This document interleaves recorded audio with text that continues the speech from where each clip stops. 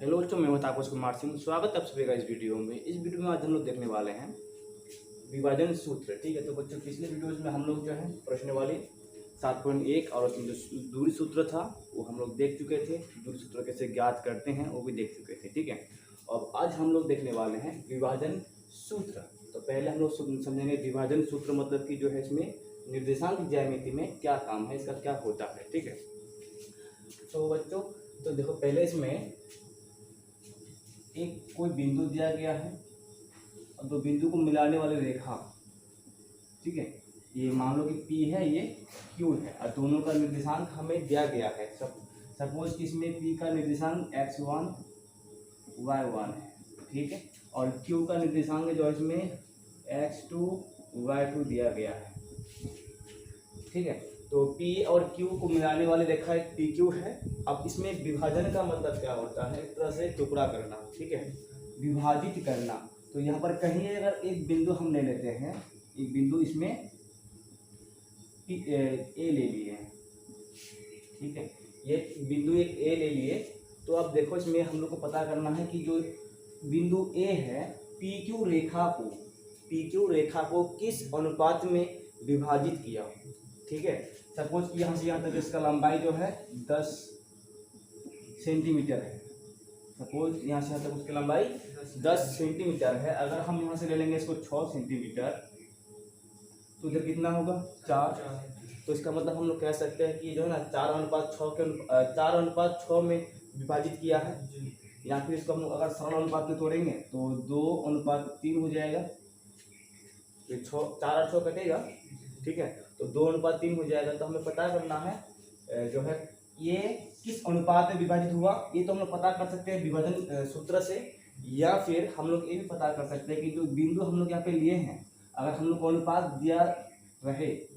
ठीक है, जब हम लोग को अनुपात दिया रहेगा उस सिचुएशन में जो है हम लोग बिंदु ए का निर्देशांक भी ज्ञात कर सकते हैं।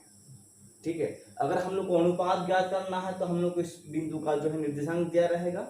अगर निर्देशांक दिया है तो हम लोग को अनुपात ज्ञात करना है। ठीक है, दो कंडीशन है। माना कि ए का निर्देशांक जो है x और y है।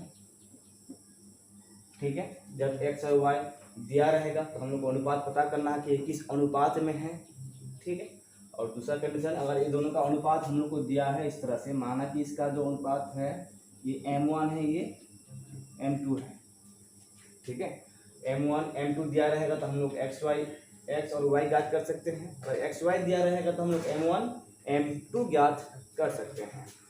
ठीक है, तो अब जो है हम लोग तो इसमें पहले विभाजन सूत्र ज्ञात करेंगे।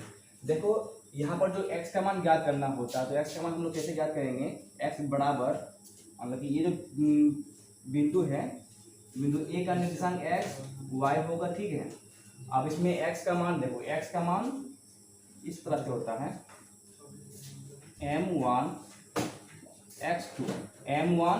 x2 और यहाँ पर माइनस m2 x1। ठीक है, उल्टा हो रहा है इसमें। और यहाँ पर m1 है तो x2 जाएगा यहाँ पे। ठीक है, m1 x2 क्रॉस प्रोडक्ट होता है, इसमें क्रॉस होना होता है। ठीक है, तो इसमें m2 x1 और नीचे m1 प्लस m2, ये होता है x का मान। ठीक है, निर्देशांक तो हम लोग जब ज्ञात करेंगे उसमें x का मान होता है ऐसा। उसके बाद इसी तरह से y का मान भी होगा। देखो तो y का मान भी देखो m2 y1।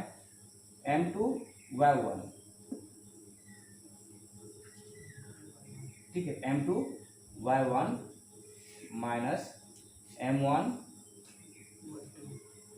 y2 और नीचे m1 प्लस m2। इस तरह से जो है हम लोग मध्य बिंदु बोलते नहीं, ए बी के बीच किसी भी बिंदु का निर्देशांक ज्ञात कर सकते हैं अगर हम लोग को अनुपात दिया रहे। ठीक है, हालांकि इसमें देखो m1 इसमें पहले ले दिया है।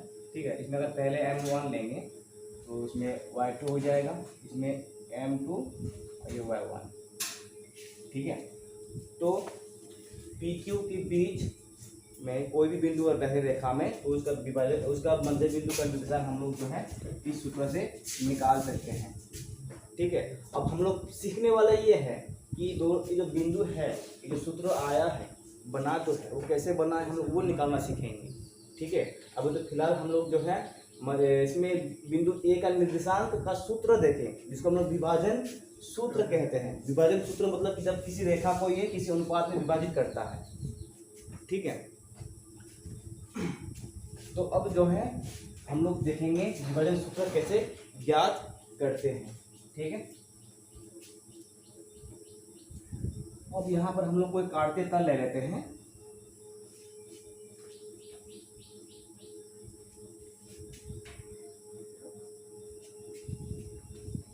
चलो, कोई ये काटते तल है x डैश y डैश,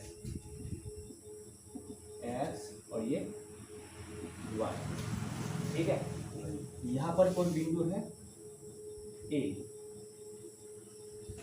जिसका निर्देशांक x1 y1 मान लेते हैं। ठीक है, और यहाँ पर कोई बिंदु है b, जिसका निर्देशांक है x1 x2 होगा y2।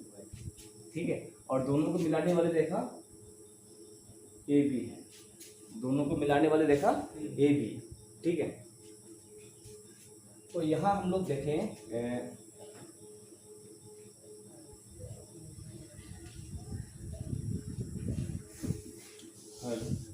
ये माना बिंदु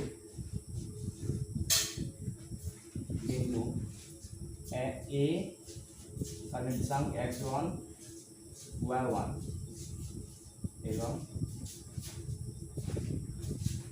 b x2 y2, x1 a x1 y1 b x2 y2। ठीक है,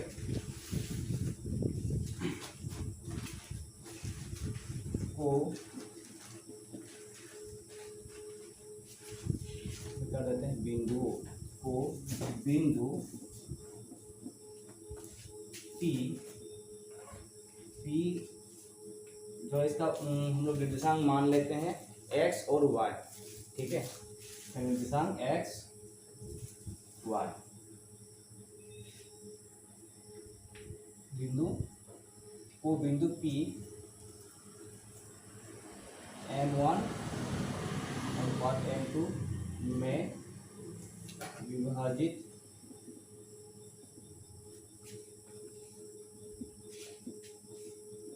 करता है। ठीक है, माना बिंदु ए और ए एवं बी को,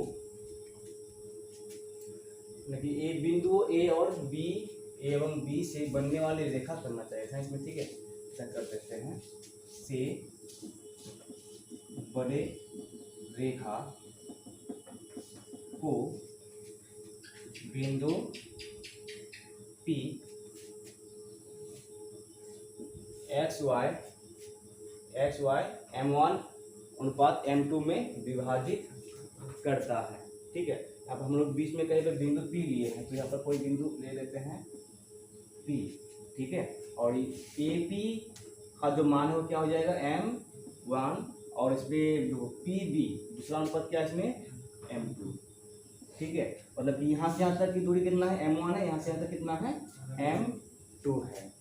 ठीक है, अब यहाँ हम लोग को करना है रचना सूत्र ज्ञात करने के लिए। ठीक है, रचना करेंगे, देखो ए से x अक्ष पर लंब डालेंगे, ए से x अक्ष पर लंब डालेंगे, उसी तरह P से भी x अक्ष पर लंब डालेंगे और B से भी x अक्ष पर लंब डालेंगे।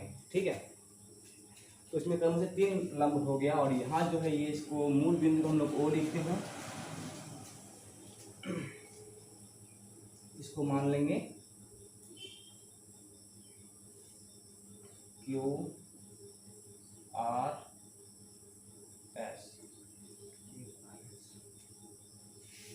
ठीक है, Q R S, और फिर देखो QR के समांतर खींचेंगे एक रेखा यहाँ पे, QR के समांतर AC। ठीक है, फिर RS के समांतर खींचेंगे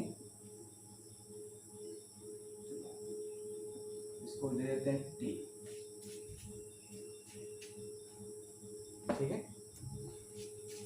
तो यहाँ पर पहले लिखेंगे, देखो A Q P R B S एवं बी एस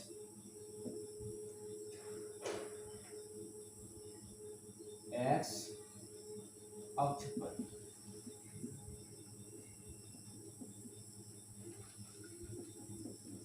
लंब खींचा तथा क्यू आर समांतर, यानी कि इसमें ए सी समांतर क्यू आर एवं पी टी समांतर आर एस भी खींचा। जो ध्यान देना इसमें, हम लोग ए क्यू पी आर और बी एस लंब खींचे हैं यहाँ पर। जब लंब खींचे हैं तो प्रत्येक इसमें जो है लंब जो है 90 डिग्री का है। ठीक है, जब ये 90 डिग्री का है, इसमें कोण आर भी 90 डिग्री का है, तो इसमें देखो ए सी जो है क्यू आर के समांतर खींचे हैं, तो इसीलिए जब ये 90 डिग्री है तो यहाँ पर भी 90 डिग्री का कोण बनाएगा। कोण सी जो है 90 डिग्री का कोण बनाएगा। उसके बाद जो है यहाँ पर कोण टी भी क्या होगा, 90 डिग्री का बनेगा। ठीक है, तो अब जो है हम लोग कर सकते हैं दोनों त्रिभुज में, देखो पी ए सी और यानी कि अब कर सकते हैं समकोण त्रिभुज पी ए सी तथा समकोण त्रिभुज बी पी टी में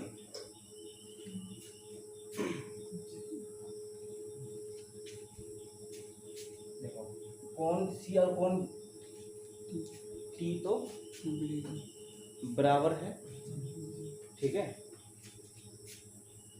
बराबर इसलिए कोण सी बराबर पी ए सी में कोण सी बराबर कोण टी, दूसरा त्रिभुज में कोण पी 90 डिग्री है, माने समकोण है। ठीक है, अब उसके बाद हम लोग देखेंगे कि अब कौन सा कोण इसमें बराबर होगा। देखो इसमें आर जो है पी आर भी लंब है और बी एस भी लंब है। इसका मतलब ये हुआ कि दोनों देखो पी आर और बी एस आपस में समांतर होगा, क्योंकि यहाँ पर 90 डिग्री बनाता है, यहाँ पर भी 90 डिग्री बनाता है। ठीक है, यहाँ पर भी 90 डिग्री, यहाँ पर भी 90 डिग्री, मतलब दोनों जो है आपस में क्या हो जाएंगे, समांतर रेखाएं हो जाएगा। और इसमें बी पी जो है तिर्यक रेखा हो जाएगा, बी पी तिर्यक रेखा हो जाएगा। तो इस सिचुएशन में क्या होगा, देखो कोण बी और कोण पी संगत कोण हो सकता है, संगत कोण हो सकता है। देखो इसमें दो अगर इसमें समांतर रेखाएं हो, उसमें हम एक रेखा खींच देंगे इस तरह से, तो ये दोनों कोण क्या संगत कोण होता है कि नहीं, संगत कोण होता है ना। उसी तरह से ये दोनों जो है समांतर रेखाएं हैं और ये दोनों आपस में क्या हो जाएंगे, संगत कोण हो जाएगा। और संगत कोण हमेशा आपस में बराबर होता है। तो इसमें कोण P बराबर कोण B, इसमें कर लिख देते हैं समकोण, और इसमें ये संगत कोण। ठीक है, अब हम लोग कह सकते हैं, देखो कोई भी त्रिभुज में अगर सिर्फ दो कोण बराबर हो जाता है तो उसको हम लोग ए समरूपता कसौटी से कर सकते हैं, ये दोनों समरूप है। तो इसलिए ए समरूपता कसौटी से त्रिभुज PAC तथा त्रिभुज आर समकोण त्रिभुज, इसमें समकोण त्रिभुज दिए हैं BPT तथा फिर क्यों लिखिए, इसमें समरूप होगा ना। ठीक है, दोनों समरूप हो गया। जब दोनों समरूप हो गया, नीचे देखना कि नीचे दिखाई दे रहा है कि नहीं। ठीक है, यहाँ तक दिखाई दे रहा है कि नहीं, यहाँ तक। इधर इधर करते हैं।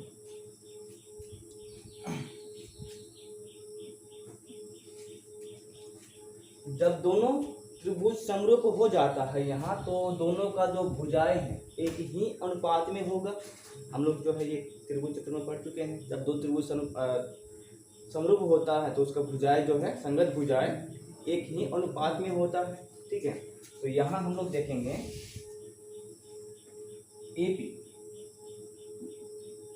एपी बट्टे में बीपी होगा। तो इसमें कर्ण है तो ये भी इसमें कर्ण है, कर्ण कर्ण का अनुपात। ठीक है, उसके बाद जो है यहाँ पर एसी और यहाँ पर अगर ये आधार है तो यहाँ पर आधार लेंगे पीटी। ठीक है, पीटी बराबर, और यहाँ पर ये लंब है पीसी, तो यहाँ पर भी लंब ले लेंगे पीटी। तो यहाँ पे हम लोग रुक जाते हैं। ठीक है, यहाँ रुकने के बाद हम लोग जो है ना इसको पहले समीकरण मान लेते हैं। ई समीकरण यहाँ पर मान लेते हैं। तो समीकरण जब इसको मान लेंगे तो एक काम करते हैं, पहले इसको हम लोग नीचे थोड़ा ले लेते हैं। ठीक है, ए पी बी पी बराबर ए सी बट्टे में पी टी बराबर पी सी बट्टे में बी टी। ये समीकरण एक, और ऊपर हम तो इसको मिटा देते हैं। ठीक है, अब देखो बिंदु ए का निर्देशांक कितना है, x1 y1 है। तो इसका मतलब यह है कि जो x का मान है यहाँ से यहाँ तक x1 है। ठीक है, और यहाँ से इसका मान बिंदु P का निर्देशांक कितना है, x, y है। ठीक है, x, y माने हैं इसमें, हम लोग तो भी माना है ना कि बिंदु P x y, इसमें हम लोग सब कुछ माने ही हैं इस तरह से। ठीक है, तो यहाँ से यहाँ तक x, ठीक है समझना, और उसके बाद फिर यहाँ से यहाँ तक x2। सही है। और फिर यहाँ देखो ये बिंदु का निर्देशांक x1 y1 है। इसका मतलब ये है कि यहाँ से जो है यहाँ से यहाँ तक इसमें y1 है, y1 है। ठीक है, और इधर फिर बात करेंगे P वाला, तो यहाँ से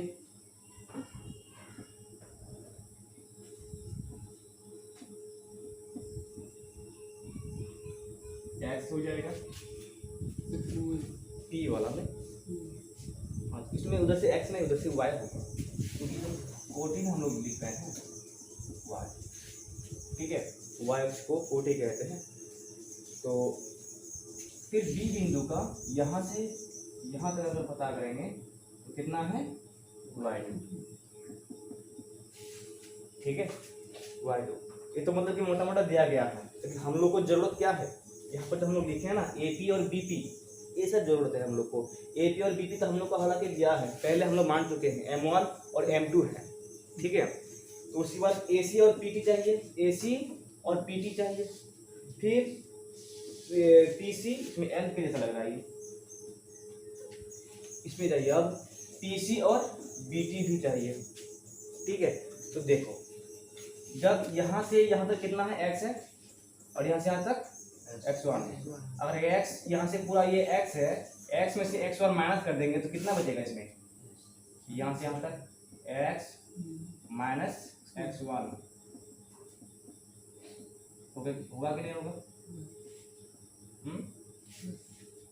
Q1 का मान कितना हो जाएगा, ये सब k नहीं है, मतलब कि Q से R तक यहाँ से पूरा x है ना, तो x से हम x1 को यहाँ से माइनस कर दिए तो बचेगा x माइनस x1। ठीक है, फिर उसी तरह से हम लोग को चाहिए PT, तो PT के लिए हम लोग को पहले RS लिखना पड़ेगा।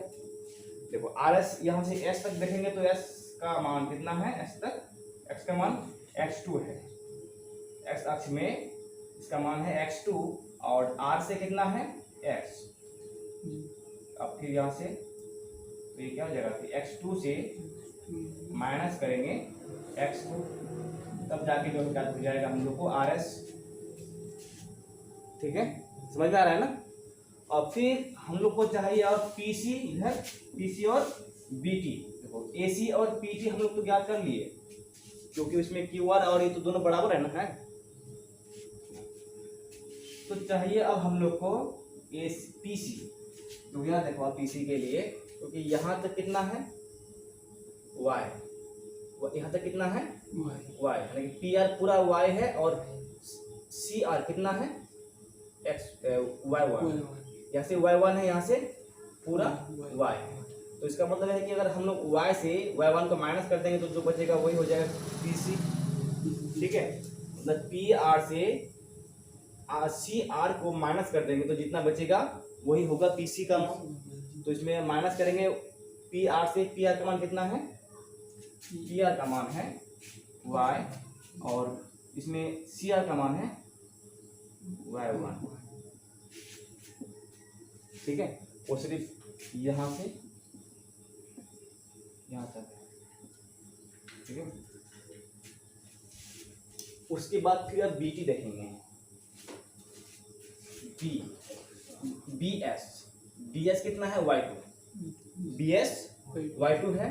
और देखो इसमें पी आर कितना है y, और इसके बराबर है टी एस। ठीक है, तो टी एस का मान कितना हो जाएगा y, और यहाँ तक y है और यहाँ तक y2 है। ठीक है,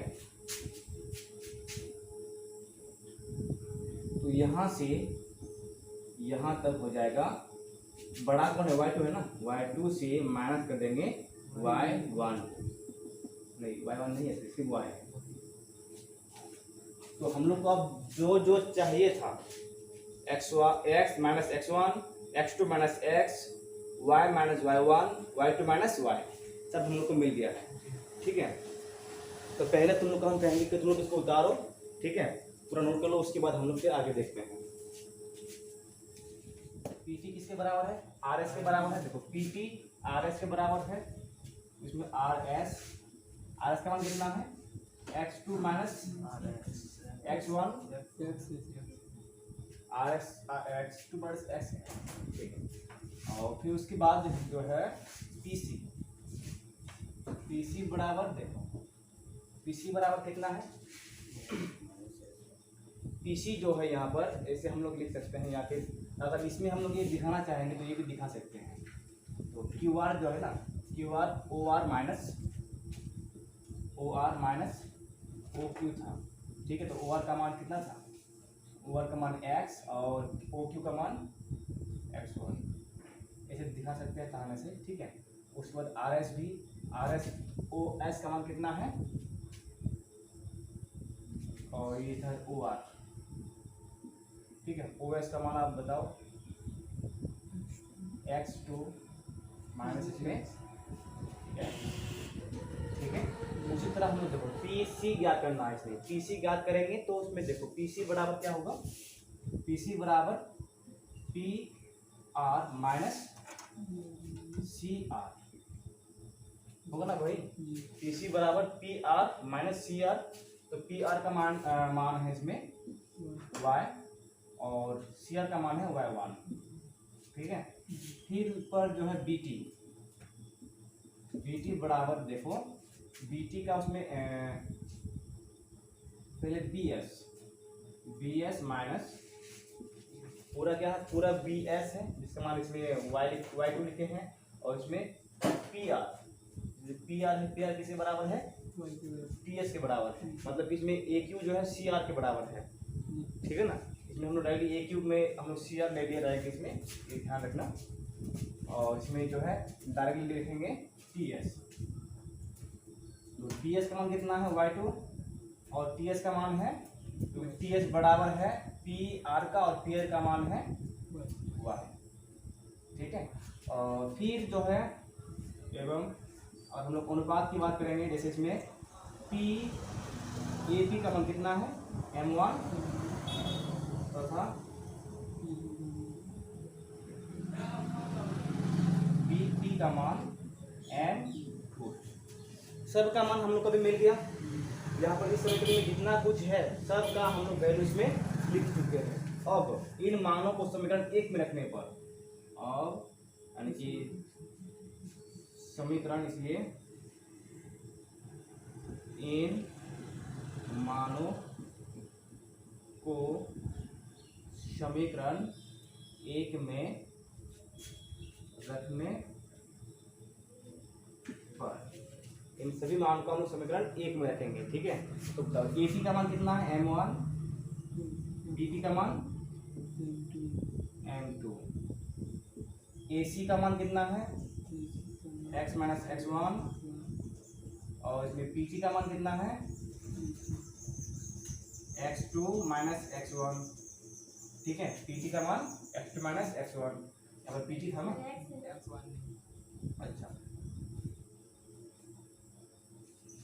x2 माइनस x बराबर, और फिर देखो PC का मान इसमें y माइनस y1, और ये y2 माइनस y। ठीक है, कितना हो गया। अब जो है हम लोग करेंगे अलग अलग से। ठीक है, m1 m2 को पहले x इसके बराबर दिखाएंगे, फिर m1 m2 को फिर इसके बराबर दिखाएंगे, क्योंकि सब बीच में प्लस ऐसा नहीं है, ये भी बराबर है ये भी बराबर है। ठीक है ना, इसीलिए क्या करना पड़ेगा, आप सबको अलग अलग करके देखेंगे, एक बार इसके साथ और एक बार इसके साथ। ठीक है, अब m1 बराबर m2 बराबर कर देंगे, इसमें मिटा रहे हैं तो ऐसे पता करके देख सकते हैं, x माइनस x1 और इधर x2 माइनस x, ऐसे रखते हैं। ठीक है, नीचे दिखाई दे रहा है कि नहीं, एक बन जाएगा, एक रन जाएगा ना तो काफी है। तो ये गुना करेंगे m1, इसको गुना करेंगे तो m1 x2 minus x1 x। ठीक है, बराबर इधर गुना कर देंगे m2 x माइनस x1, कोई दिक्कत इसमें। अब इधर कर सकते हैं, गुना कर देंगे अब m1 x2 minus m1 x, गुना कर दिया इसको इसके साथ। ठीक है, m1 x2 minus m1 x बराबर। ठीक है, और यहाँ देखो m2 x minus m2 x1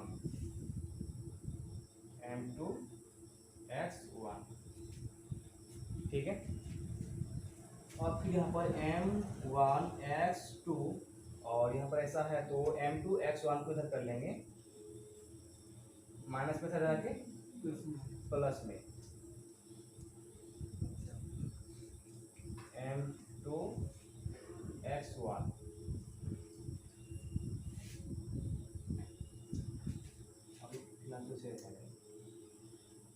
अब इसमें है m2x इधर आके प्लस में m1x।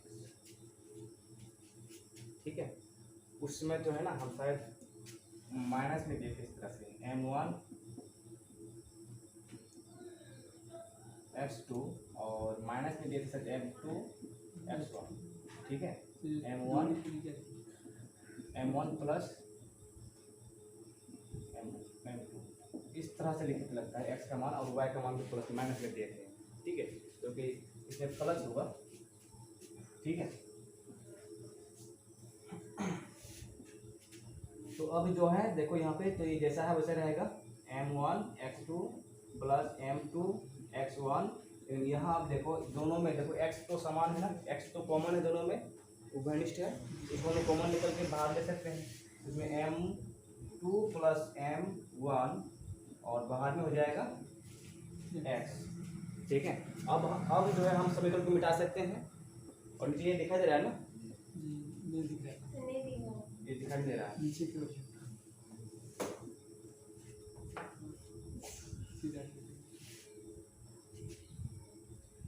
तो यहाँ पर जैसा बता रहेगा m1 x2 plus m2 x1 और ये बराबर हो जाएगा इधर m2x प्लस m1x। यहाँ समझ में आया ना कि वो कैसे हुआ सब प्लस में। देखो यहाँ पे जो m1x1 है वो इधर आ गया है प्लस में, ठीक है, और यहाँ जो m2x1 है वो इधर ले लिए हैं, उधर माइनस पे करा के प्लस में। तो यहाँ पर m1x2 और तो दोनों तो हम सेम उतार लिए ना, तो यहाँ से हम डायरेक्ट कॉमन ले लेते हैं, ठीक है। कॉमन लेंगे तो इसमें इसी यहीं पर हो जाएगा, देखो तो इसमें हो जाएगा m2 और यहाँ बचेगा m1 और दोनों में x है तो x को बाहर ले लेंगे, ठीक है। अब इसमें m1x2 प्लस m2x1 बट्टे में देखो इसको हम लोग इधर भेज सकते हैं m2 प्लस m1 और बराबर में इधर x, इसलिए x बराबर कितना आ गया m1x2 प्लस m2x1 बट्टे में m2 प्लस में है ना, ये दोनों आगे पीछे ले सकते हैं, कोई दिक्कत नहीं है। m2 प्लस m1 ये हो गया x का मान, ठीक है। चलो इसको उतार लो, उसके बाद फिर हम लोग जो है y का मान भी ज्ञात करते हैं। अब देखो अब फिर हम लोग जो है इसमें m1 बाई m2 को बराबर दिखाएंगे y माइनस y1 और इधर y2 माइनस y2, ठीक है। फिर यहाँ पर होगा त्रियक गुना, m1 से गुना हो जाएगा y2 माइनस y और बराबर इधर m2 y माइनस y1, फिर गुना कर देंगे m2 m1 y2 minus m1 y बराबर m2 y minus m2 y1, ठीक है। अब देखो इसमें m1 y2 है तो इधर फिर जो है इसमें माइनस में जो है उसको प्लस में इधर लेके आ जाएंगे प्लस m2 y1, ठीक है। और फिर बराबर इधर जो है ये माइनस में है, इधर आके प्लस हो जाएगा, यहाँ पर लिख लेंगे m2 y और माइनस में था प्लस हो जाएगा इधर m1 y, ठीक है। अब यहाँ पे देखो दोनों में y है, ठीक है ना, और इसमें y2 y1 है, इसमें दोनों में y है तो इसमें कॉमन निकाल सकते हैं हम लोग y को, ठीक है, सेम इसी जैसा। तो इसमें m1 y2 plus m2 y1 और यहाँ पर m2 प्लस m1 कॉमन हो जाएगा, मिलेगा y, तो इसको हम अभी मिटा सकते हैं। और तो इसमें m1 y2 plus m2 y1 open हो जाएगा, इसमें m2 प्लस m1 बराबर में y, तो इसलिए यहाँ पे हो जाएगा y बराबर m1 y2 plus m2 y1 और ये m2 प्लस m1, ठीक है।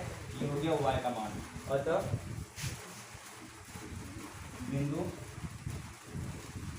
P एक्स वाई का निर्देशांक जो है क्या होगा, एक्स वाई का निर्देशांक इसमें हो जाएगा m1 x2 plus m2 x1 बट्टे में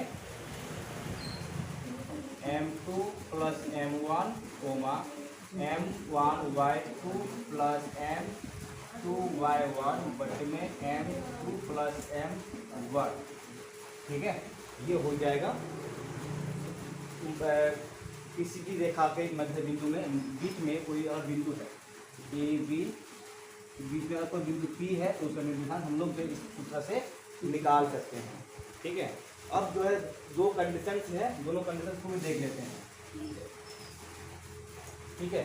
दोनों कंडीशंस क्या है इसमें, यदि एक नंबर देख लेते हैं, यदि अब कोई रेखा है इसमें, ठीक है, माना कि ये ए है ये बी है, उसके मध्य में कोई बिंदु P है और उसका अनुपात हम लोग को इस तरह से दिया है, देखो इसमें K दिया गया है और इसमें 1 दिया गया है, ठीक है।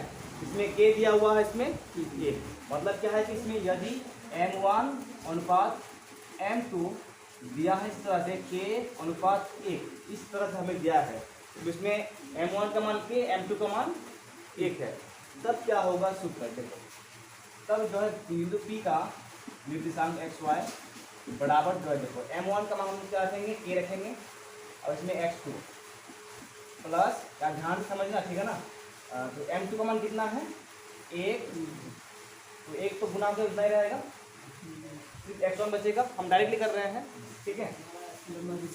अब इसमें m1 plus m2 plus m1, तो k प्लस 1 हो जाएगा, ठीक है, k प्लस 1 कोमा यहाँ पे, और फिर m1 का मान कितना है k, m1 का मान k और x इसमें y2 प्लस इसमें m2 का मान 1 गुना के फिर y1 हो जाएगा। अब लिखिए m2 का मान k प्लस 1, ठीक है, ये हो जाएगा बिंदु P का निर्देशांक। यदि हमें अनुपात इस रूप में दिया जाए और इस रूप में दिया गया है, और इस तरह से हम लोग को जो है कई सारे जो है सवाल का जवाब भी देना है अभी प्रश्नवाली में, ठीक है, और ये बहुत इंपॉर्टेंट भी है। तो उसके बाद दूसरा नंबर कंडीशन में हम लोग देखेंगे, यदि m1 अनुपात m2 अनुपात अगर इस तरह से दिया हो, 1 अनुपात 1 दिया हो, ठीक है, मतलब क्या है कि कोई रेखा है इस तरह से बी ए बी, और जो बिंदु P है वो ठीक बीच में स्थित हो, ठीक बीच में स्थित हो। अगर ये पूरा 10 है, ठीक है, पूरा अगर 10 है तो इधर 5 इधर 5, तो अनुपात क्या होगा 5 अनुपात 5, ये दोनों कट जाएगा एक दूसरे से, तो 1 अनुपात 1 हो जाएगा, उसका सरलतम रूप, ठीक है। और इस सिचुएशन में हम लोग उसको क्या बोलेंगे, मध्य बिंदु सूत्र में कहेंगे, इधर भी 1 इधर भी 1, ठीक है। अब इसको जो है ना हम लोग मध्य बिंदु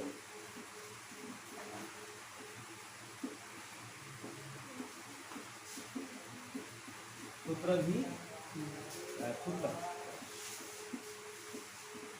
मतलब कि जो हम लोग अभी निकालेंगे उसको लोग मध्य बिंदु सूत्र भी कह सकते हैं, ठीक है।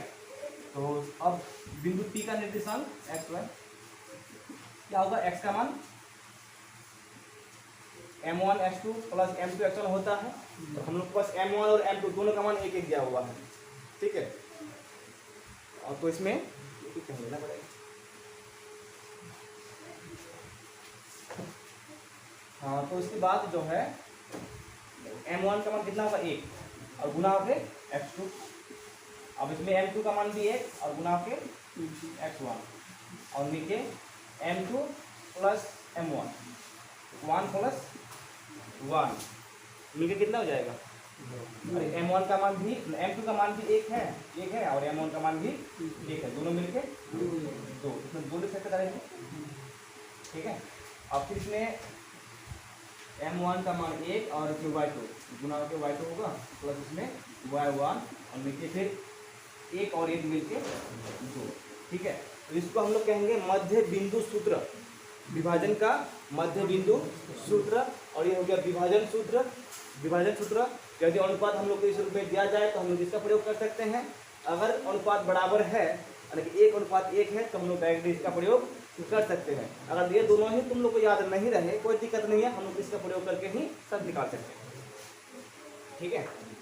तो इतना नोट करके उसके बाद जो है नेक्स्ट वीडियो में हम लोग जो है प्रश्नवाली में डायरेक्टली इस सूत्र का प्रयोग करके सॉल्यूशन करेंगे, ठीक है।